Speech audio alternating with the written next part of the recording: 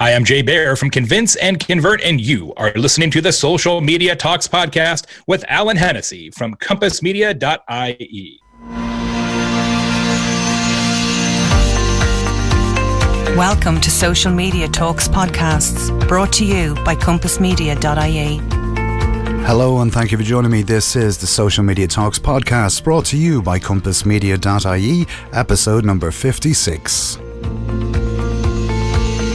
And the Social Media Talks podcast is sponsored by Content Cal, creating a solution to simplify and speed up how teams can plan, collaborate on, approve, publish, and analyze social media content in a familiar and intuitive calendar interface.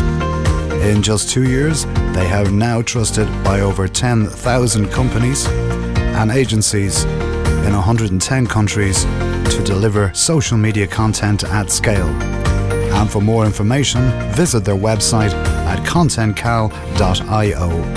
Beautifully simple social media software. And the Social Media Talks podcast is proudly supported by charityradio.ie, one of Ireland's leading online radio stations, supporting charities across Ireland for free. I'm your host, Alan Hennessy, and this is the podcast to help business owners who want to learn more about social media marketing. And if you'd like to listen to any of our previous podcasts, you can log on to our website at compassmedia.ie/podcasts. You can also join our Facebook group by logging on to facebook.com/groups/social media talks. And we're looking forward to today's show. Well, I know I am. This is a man that I have admired for many, many years. And today we are talking to Jay Baer. And Jay is one of fewer than 200 living members of the Professional Speakers Hall of Fame. He's an experienced pro, having given hundreds of insightful, humorous presentations worldwide, a renowned business strategist, also a New York Times best-selling author of 6 books, an advisor to more than 700 companies since 1994, including Caterpillar, Nike and the United Nations, and 32 of the Fortune 500 companies. He's an entrepreneurial success story, having started 5 multi-million-dollar businesses from scratch. He's also the founder of Convince and Convert, a digital strategy consulting firm that helps prominent businesses gain and more customers. A media brand, Jay's Convince and Convert media division runs the world's #1 content marketing blog, multiple podcasts, and many other educational resources for business owners and executives. He's also the host of the popular Social Pros podcast, named as the best marketing podcast in 2015 by Content Marketing Awards. And today we are going to be talking to Jay all about his new book, called Talk Triggers, and we're also going to be learning all about how word-of-mouth marketing can really effectify and increase your business. So without further ado, I think we will transition straight over to the interview with Jay. Hi Jay, how are you today? Thanks for coming on the Social Media Talks podcast. I have been dying to get you onto the podcast, and I'm really looking forward to this. I'm a big fan. I'm geeking out a bit here at this stage of the game. Yeah, and I appreciate it. I'm delighted to be here. We're going to do some social media talking. You want to give us a little bit of a brief introduction to yourself? I am Jay Baer. I'm the founder of a consulting firm called Convince and Convert. We work with companies and organizations on social media strategy, content marketing strategy, word of mouth strategy. I'm located in Indiana in the States. I've got team members all over the place. We also have a large blog at convinceconvert.com, a series of podcasts, including the Social Pros podcast. I've written a number of books, 6 books now, and I spend a lot of my time traveling around giving presentations and speeches all over the world. Brilliant stuff. And of course, today we are going to be talking about your new book, Talk Triggers, The Complete Guide to Creating Customers' Word of Mouth, and yourself, which you wrote with Daniel Lemin as well. So really, really looking forward to talking all about this. It sounds so exciting, and I think it's a huge topic, especially when it comes to word of mouth marketing. It's so vitally important, I think. Oh, it's actually more important than we think in many cases. The data shows that between 50 and 91% of all purchases are influenced by word of mouth. So a lot of your business success, regardless of your business, is driven by word of mouth. And I think we know that to be true intuitively. Like, you're like, yeah, that probably makes sense. But what's strange about it, Alan, is that nobody has a word of mouth strategy, right? So you probably have a marketing strategy. You might have a social media strategy. If you're listening to this show, you probably do.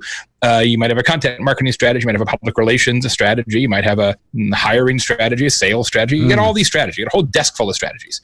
But nobody has a word of mouth strategy. It's so incredibly important, but we just take it for granted. We just assume that our customers will talk about us, and we just assume that they will say nice things about us. But why do we think that? Like, if we don't give somebody something to say, if we don't give them a story to tell, why would they tell? And this is why social media is so important. I mean, all social media really is word of mouth on a computer. Yeah. Like, that's it. Like, that's the game, right? So one of the changes in the last 10 years or so, I think, frankly, one of the mistakes is that businesses have, in many cases, come to believe that social media equals word of mouth.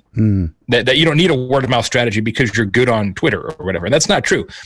Social media is just a way to tell a word of mouth story, right? So we've put so much emphasis now on the tools and the tactics in Facebook and Twitter and WhatsApp and WeChat and Instagram and LinkedIn that we've kind of lost the focus on, well, what is the story that we want these customers to tell one another? And that's why we wrote the book, to help people kind of figure out their story, give customers something to talk about. Yeah, and I totally agree with you. I think, I think that especially over the last number of years is that, people have sort of, they've stopped talking, and they've started to just say, oh, well, I can just get my message out on social media, and they think that should be the be all and the end all of them. And when, like, at the end of the day, people buy from people. They don't buy from machines. So they're only a vehicle to get us to that stage, I suppose, as much as anything else. So I see where your point is with that. And I do agree that it's, social media it's a tool for getting your message out there, and it amplifies it, and you reach audiences. But at the end of the day, people are going to ring you, or they're going to talk to you, or your customers are going to come and they're going to say, well, I had a good chat with Jay or a good chat with Alan, and definitely a nice guy to do business with, and that works, I think, 10 times, maybe even 100 times, 1,000 times more than it does with a social media post. Yeah, it's an interesting point. The research indicates that about 50% of all word of mouth happens offline, right? So face-to-face, telephone call. I think if I recall correctly, this study classifies email as offline, even though obviously it's online. About half is offline, and about half of social. And about half of word of mouth is kind of social media or reviews. So a Yelp review, a TripAdvisor review, that kind of thing, right? So it's about 50-50, what we would consider to be kind of offline versus online. But to your point, Alan, the research that we recently conducted shows that the persuasiveness, the effectiveness, the impact, if you will, of the offline word of mouth is definitely higher than online. Like if you and I are having a chat like we are now, and I say, you know what you ought to do? You ought to buy this piece of software. That has more power than you just seeing a Twitter post from me about that same software. It's just the nature of kind of intimacy and closeness and relationships. So, you need both, right? I would never suggest that you can only do social, and I would never suggest that you can only do offline word of mouth. You really need to think of them as two sides of the same strategy. Yeah, and I agree with you on that, because, like, you look at it and you do say, like, it has to be,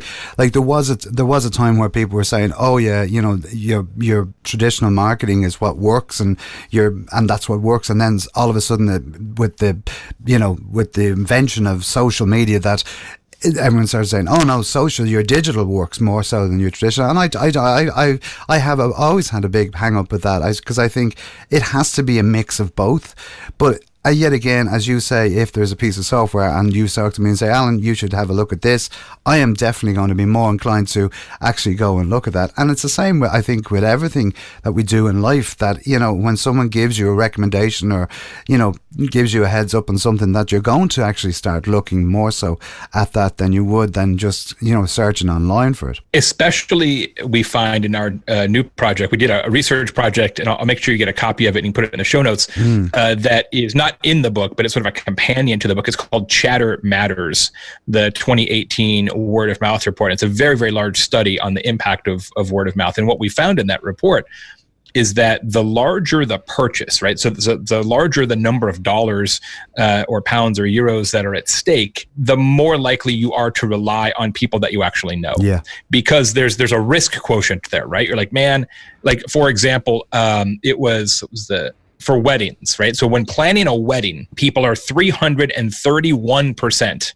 more likely to seek out the opinions of friends and family as opposed to other sources of information, right? Because you don't want to blow it, right? You get one crack, or in some cases two or in some cases 2 or 3 cracks. But in theory, yeah, or 4 or 5 for some people, but in theory, you get one crack at it, and so you want to make sure it goes well. And so in those kind of situations, when the stakes are highest, you rely not on a computer, you rely on people that you actually know. And I can see that. I can see that as well. But you know, as you say, like a wedding, it's the big one, you know. And if you mess that up, well, you know, you got to live with it for a long time, probably. Yeah, and you probably have to take the grief as well with it as well. Although I will tell you this, there should be some research on. I should do this project. I have to think how I'd structure this research. We do a lot of research at Convince and Convert, and this might be one to tackle somehow. Probably doesn't make any difference, but my personal, this is only me. My personal observation, Alan, is that the worst weddings I've been to, where like something bad happened. Like I went to a wedding once, and my buddy got married to this gal that nobody liked, and during the wedding, the wedding cake fell off the table and on the ground. So like, we're like, what? No cake, you know, and then somebody got pushed in a swimming pool. It was really not the best wedding. And of course, they were divorced like 4 months later, right? So here's my research project is how bad is the wedding versus how long do they stay married? I'm almost positive there's a relationship there. I want to study that just to see if that holds true. Maybe there was an omen, I suppose, when the cake fell off the ground. We all kind of looked around at each other and thought, yeah, that's probably a bad sign. Yeah, there's bigger signs here. There's bigger signs here. Right. You know, and then, so talking about the book, you know, there's a huge amount of content in it. And I was just looking at it. I was looking at the preview of it, and you were talking about the Cheesecake Factory and the way that they market. And you know, I think if you'd like to sort of, you know, sure, give us a little bit more detail on that. But I thought that was a fascinating story, the way you actually told it. Then here's the problem that we have in business. We believe in many cases that competency creates conversation, that the way to trigger word of mouth is to just be a good business, whatever that means in your world, right? You have good food, you're a good consultant, whatever the case may be. But people don't talk about good, right? They talk about something that they don't expect. So like, I don't know all of your listeners, I probably know some of them, but I know this for sure. Nobody listening has ever said, let me tell you about this perfectly adequate experience I just had. Yeah. Because that's a terrible story, right? That's not interesting. It was like, oh, let me pull up a chair to listen to this. Like that doesn't happen, right? So partially this is how we're wired as human beings, right? In that we are wired to notice and discuss things that we find different and ignore things that we find average. So the title of the book, as you mentioned, is Talk Triggers. And a talk trigger is a strategic operational choice that you make in your business to compel conversations.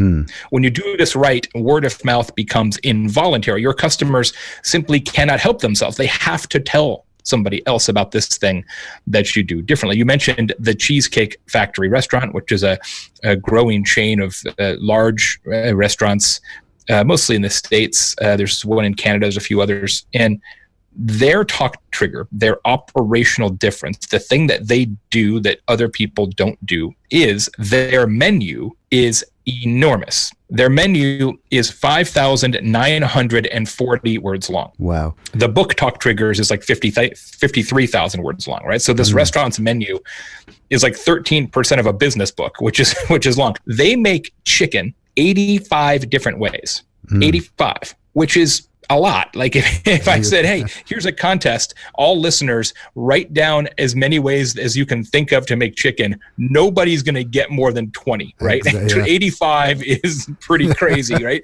And what happens is, imagine being a waiter at that restaurant. Like, are you guys ready to order? No, we are definitely not ready to order yet. Like, lunch takes like 5 hours. Yeah, come back to me about 8:00 tonight. Yeah. Yeah, we come in for lunch, but we eat at dinner. That's how by the time we get ready. So if you go on social media, you go on Twitter or any of the review sites, TripAdvisor, Yelp, any of that kind of stuff, and you look for Cheesecake Factory Plus menu, you'll see all of these different comments about the menu. Like my favorite one is somebody put on Twitter, "We're reading the Cheesecake Factory menu at my book club," which I thought was very funny. That's a good one. That's a pretty good one. And somebody else said, "My mom just told me she wants to go have lunch at the giant menu," and I think she meant the Cheesecake Factory. So the Cheesecake Factory restaurant spends 5 times less on advertising than any other restaurant in their competitive set. So other restaurants in their space, they don't advertise. Cheesecake Factory advertises almost not at all because the menu is the advertising. People talk about it, and the customers are the marketing plan.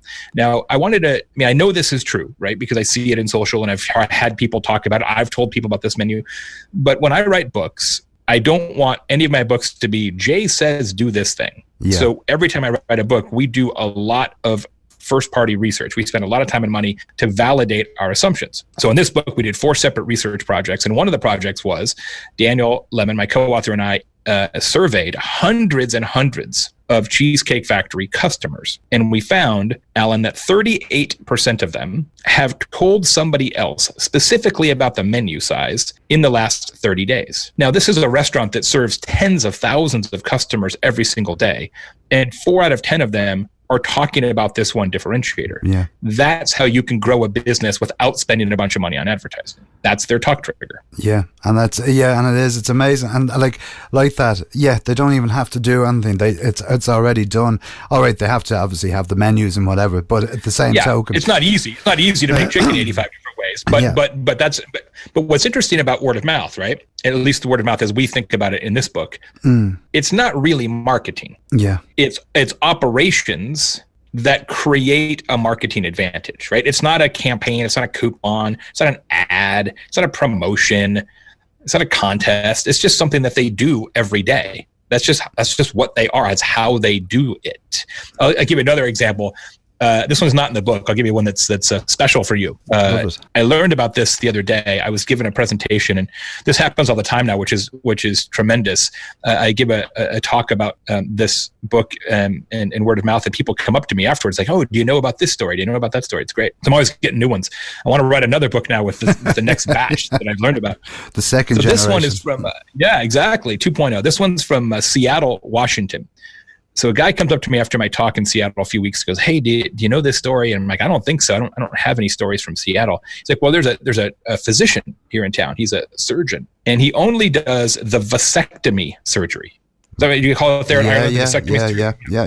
Make sure there's no weird Irish term for it. I don't know. Like, no, it's the same. It's the same all over the world, I think. Okay, just check it. The vasectomy surgery, where you are no longer able to have children. Well, his name is Dr. Snip. Now. So that's pretty great, right? that from Jump Street's pretty good, but that's not actually the talk trigger. On the way out the door, they give every patient an engraved silver pocket knife that says on it, "Dr. Snip, vasectomy surgeon." So you can imagine you're with your mates at the pub and you're watching football and you're hanging out or you're playing some golf or, and you open a beer or something with your knife and your friend's like, "Bro, that's a sweet knife. Where'd you get it?" Like, "Where'd I get it?" "I got it from Dr. Snip, the vasectomy surgeon." You're like, "Oh, that's amazing," right? I'm thinking about a vasectomy, right? So, I mean, that is just an extraordinary example of just doing one little thing different in your operation that customers are definitely going to notice, they're definitely going to talk about, and it's definitely going to get them new customers down the road. Because look, this is the fundamental truth, Alan. The best way to grow any business, and I mean any business, I don't care if you walk dogs or you're IBM, anything in between. The best way to grow any business is to have your customers grow it for you. Yeah. But in order to do that, you have to give them a story to tell. And the story can't be, we're good, because that's a crappy story. Yeah, because everyone can be good. You have to be something that's... Well, that's it. Most of your yeah. competition is good too, right? Or they wouldn't be in business. Yeah, exactly. So you need to have some... And then the other side of that is then you're lessening the workload for yourself, because people are talking about you, so are talking about your business, and they're doing your advertising for you. They're actually getting more word out there. And the likelihood is we can sit here and we can create all these, advertisements, whether it be online or offline, but as you say, it's when people talk to people that people take notice of it. And when they take notice of it, then of course they're going to say, well, let's try it out ourselves. And that's how, it goes, and it just keeps going and keeps going. It's a never ending street. Yeah. Absolutely, so true, and that's when you do it right. That's the way it works. So one of the examples in the book is from the DoubleTree hotel chain, which is a Hilton brand, and DoubleTree has locations all around the world, most in the States, of course, but they're all over. Their talk trigger is that when you check into the hotel, they give each person a warm chocolate chip cookie, and they've been doing this every day for 30 years. So if you get a good talk trigger that really works for you, you can continue to, this isn't something you do for, October. This is something you can do forever, in theory. Now, sometimes it doesn't work. So another hotel example, the Westin hotel chain, they rolled out a thing, I don't know, it was probably 8 years ago, at least now. They rolled out this idea called the heavenly bed. And the premise was that they were going to have the most comfortable beds of any hotel. I'm like, wow, that sounds pretty great. I'd like to have a comfortable bed. Well, all the other hotels are like, that's a pretty good idea. So then Marriott came out with their own version, and Hilton came out with their whole version, and Radisson Blu came out with their whole version. And so it didn't work as a talk trigger because all the competition matched it. So that's one of the things, right? Like we talked about, we discuss things that are different. We ignore things that are average. If you do something and everybody else ends up doing it too, you can't, it doesn't work anymore. So you got to come up with something new. Like two-way shipping is a perfect example, right? Zappos, the e-commerce company, was one of the first organizations, certainly in the US, to offer free shipping both ways. So you buy shoes, if the shoes don't fit, you send them back, we'll pay for you to send them back. That's pretty great. And when they started that several years ago, people were like, wow, that is amazing. Like I've never heard of such a thing. That is crazy. And that was their talk trigger. And they had that for, I would say 2 years, that, they had it almost to themselves. And it really was a great talk trigger. But now, at least here on the e-commerce side, almost every company offers free two-way shipping, because you have to, right? If everybody else is doing it, you can't be like, well, we don't do that. So then you no longer. So sometimes you get lucky and you can run the same word of mouth strategy for 30 years, and sometimes you can run it for 2 years. You don't know. Yeah, so there is, depending on what you're doing, there is a shelf life to it, obviously, yeah. And I can see that as well. Like when you're talking about that, is like, what would be some of, like, we would have a lot of small and medium-sized businesses that would listen to this, and entrepreneurs that would listen to us. What would be like, ideas, or, to get yourself a pocket knife. No, here's get yourself a vasectomy. No. It can be so simple. It can be so simple. So one of my favorite small business, I'll give you two small business examples. One from another physician. Most doctors are terrible at talk triggers, but I've got two good examples. There's a doctor in Connecticut, which is kind of outside New York City there. And so he's sort of suburban New York City, and he is an oral surgeon. He does like wisdom teeth extractions and all that. And there are literally hundreds of oral surgeons kind of in that general vicinity, very populated area of the States. He is the highest rated of all of them. Despite the fact that by his own admission, he is not the best surgeon. He said to me, Jay, I'm good, but I'm not the best. But I have the best relationship with my patients. And here's why. He's got an incredible talk trigger. Every Friday, his staff gives him a list of names and phone numbers. And then on Saturday, he telephones all those people. And he says, hi, I'm Glenn. I'm your oral surgeon. I understand from my staff that you're coming in to the office for the first time next week, before you get here, do you have any questions? And people simply can't believe it, because maybe you've been contacted by a doctor or a surgeon after a procedure, but you've never been contacted by a doctor before you ever set foot in the office. It's simply not done.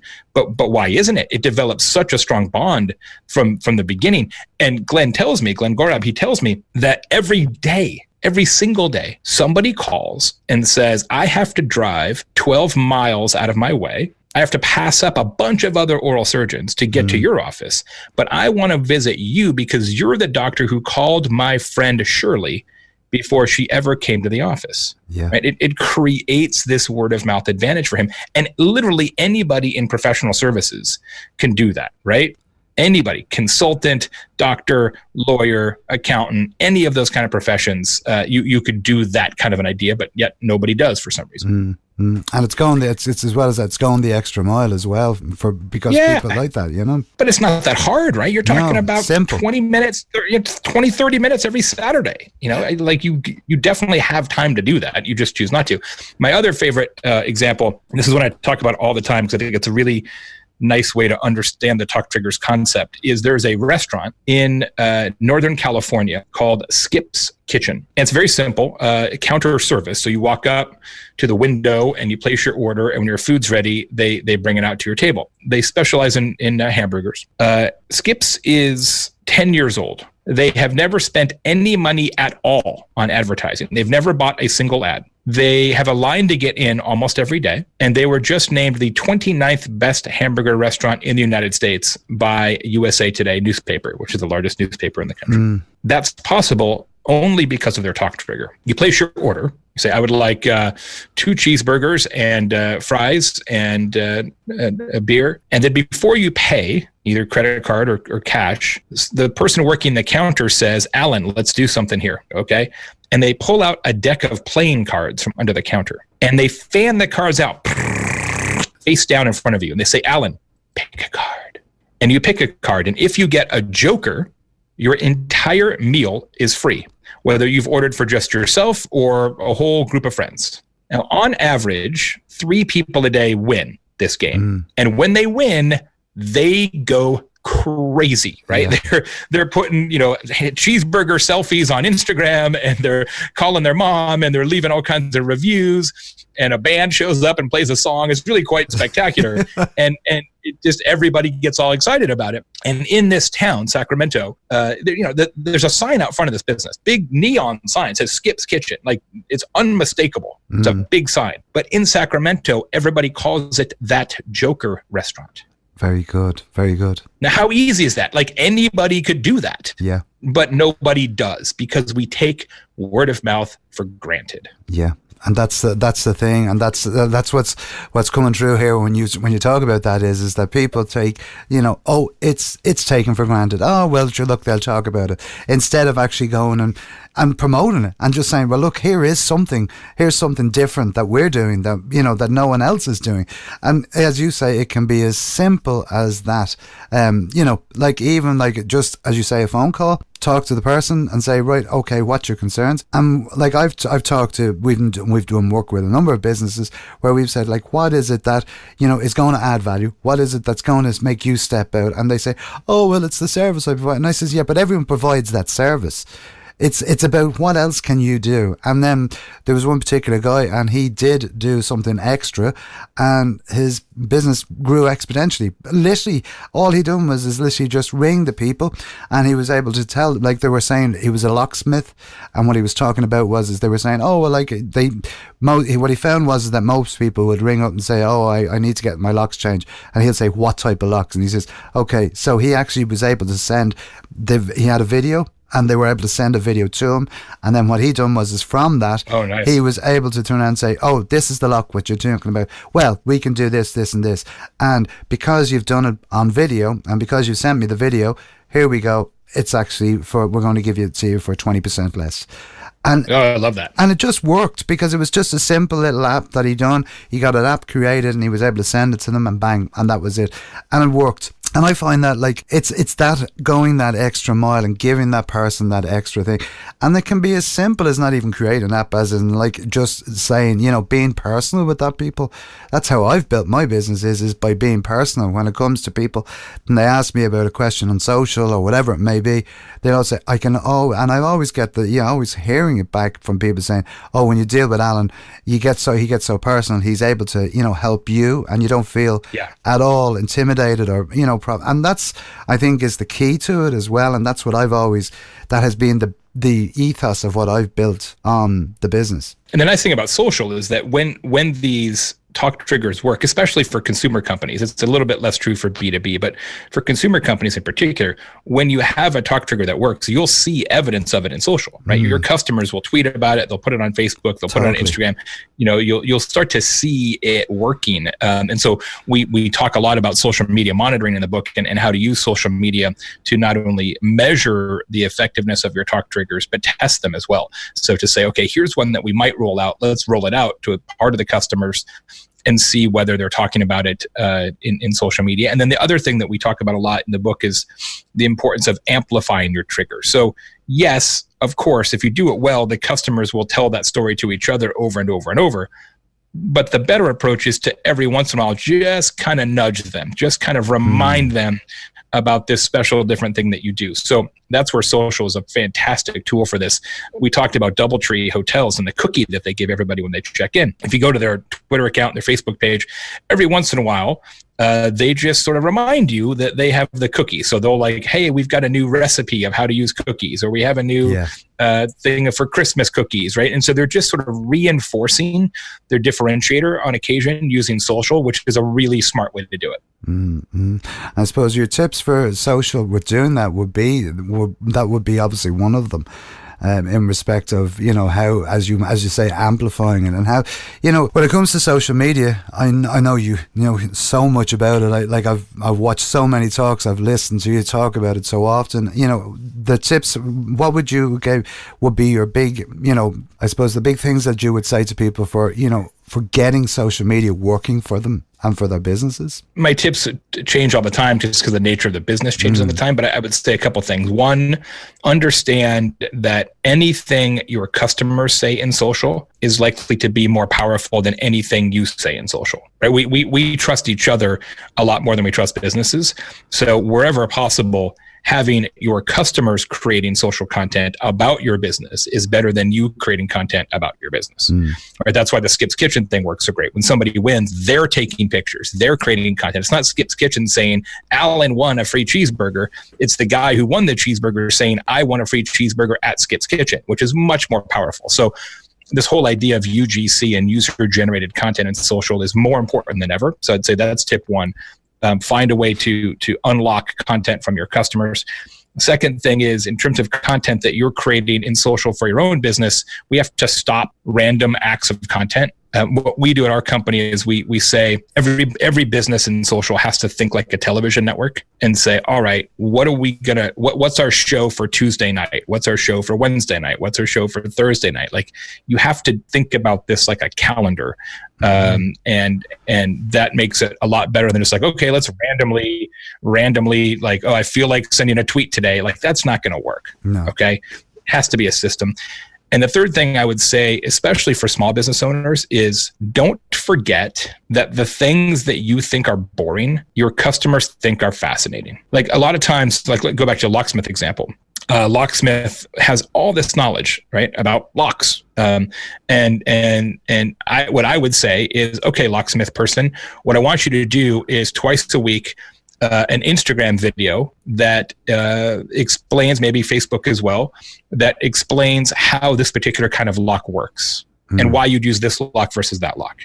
Now, most locksmiths would say, well, nobody's interested in that. That's what I know as a locksmith. I'm like, no, you don't get it. Your customers are fascinated by that stuff. So the problem in social right now is everybody wants to make a movie And what they should really be doing is making a documentary. Yeah. I think that's a very good point. Very good point. It is. I think, as you say, it's adding that value, and it's as you say, sometimes the most mundane things that we take for granted. Like, I know, for instance, if we're training, and I'll say, oh well, I use this particular program, or like even here, like we're recording this, obviously, and we're talking face to face on Zoom, and people, I'm used to that. I know what Zoom is, but there is people out there who say, well, what's Zoom? And it's only when you explain, they go, oh. And I think as marketers as well, and as business owners, we forget them things that we said, that the average person is actually going, oh, well, I'd love to know more about that. And that's where it works. I totally agree with it. It's brilliant. Jay, it's an absolute pleasure talking to you. I could sit here and talk all day. I'm fascinated by this subject as well. I can't wait for the book to come out. The book is called Talk Triggers, The Complete Guide to Creating Customers' Word of Mouth. And it's available now from all good bookshops and also on Amazon as well. That's right. And if you go to talktriggers.com, there's all kinds of free stuff there. So there's infographics, there's discussion guides, there's PowerPoint presentations, there's videos, there's research. I mean, there's a lot of information there that you can grab for free. Brilliant stuff. And Jay, at the end of every podcast here, that I always ask my guests a question, which is off. It's nothing to do with business, but it is just it's a question that we like to ask, and it sort of is: what if you had the chance to invite someone to dinner, whether it be past or present? Who would it be, and why? Somebody for dinner. I think I will go with. This is a little bit of a Wayback Machine, but I would go. I think I'd go with Thomas Jefferson, famous American patriot president, but more so inventor. Thomas Jefferson was somebody who invented a ton of stuff and saw a lot of things that could be done better and invented ways to make it better, right? He was a person who was super incredibly curious about everything and would just say, oh, I don't understand that, I'm going to go figure it out. And somebody who always had like a million projects going at once. And so I admire that line of thinking and that ability to balance different projects and different priorities. So I think that'd be a good conversation. Fabulous. I'd say it would be a very interesting evening, all in all said. Jay, how can people reach out to you if they want to get in contact with you? I'm Jay Baer on all the social networks. That's pretty easy to find. As I mentioned, talktriggers.com for the book, and our website is convinceandconvert.com. We have 4,500 blog posts or something like that you can read. We have multiple podcasts, including Social Pros. We've got all kinds of videos, webinars, research projects, all that. So convinceandconvert.com is the best place. Brilliant stuff. Jay, it's been an absolute pleasure talking with you today, and thanks so much for joining us today on the Social Media Talks podcast, and we'll talk to you soon. Thanks a lot. Alrighty. See you now. Bye-bye.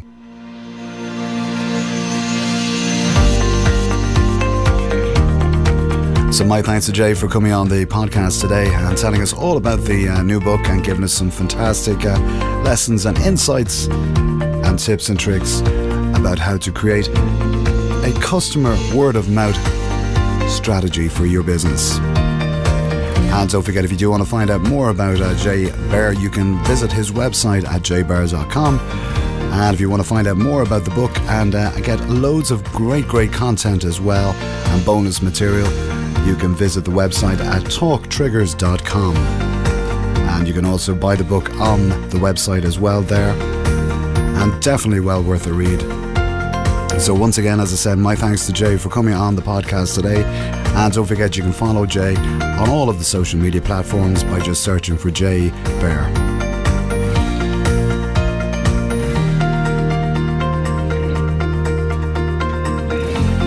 And if you'd like to listen to any of our previous podcasts, you can log on to our website at compassmedia.ie/podcasts. And you can find all of the podcasts also available on Mixcloud, Stitcher Radio, Google Play, Spotify, and Apple Podcasts. And if you'd like to leave us a rating and review on Apple Podcasts, we will be thrilled to receive your feedback on any of the podcasts as well. You can also subscribe there to the Social Media Talks podcast so you never miss an episode either there. And if you'd like the show notes for this episode or for any of the previous episodes, you can log on to our website at compassmedia.ie/show notes. And if you'd like to be a guest on the podcast, please do get in contact with us. All you have to do is email us at smtalks@compassmedia.ie. And if you want to find out about the services that Compass Media provide, from social media marketing to training to management and to podcast services, you can visit our website as well to find out all the details there. You can also connect with me on Twitter, Facebook, Instagram and LinkedIn by just searching for either Alan Hennessy or for Compass Media. And the Social Media Talks podcast is sponsored by Content Cal, creating solutions to simplify and speed up how teams can plan, collaborate on, approve and publish and analyse social media content in a familiar, intuitive calendar interface. And for more information on Content Cal, you can visit their website at contentcal.io. And the Social Media Talks podcast is proudly supported by Charity Radio, one of Ireland's leading online radio stations, supporting charities in Ireland for free. I've been Alan Hennessy from Compass Media for the Social Media Talks podcast, and we are delighted to have your company each and every week. And that's about all for today.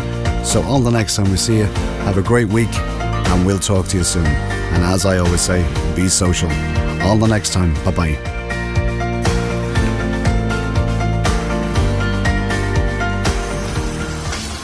Social Media Talks podcast is a production from compassmedia.ie.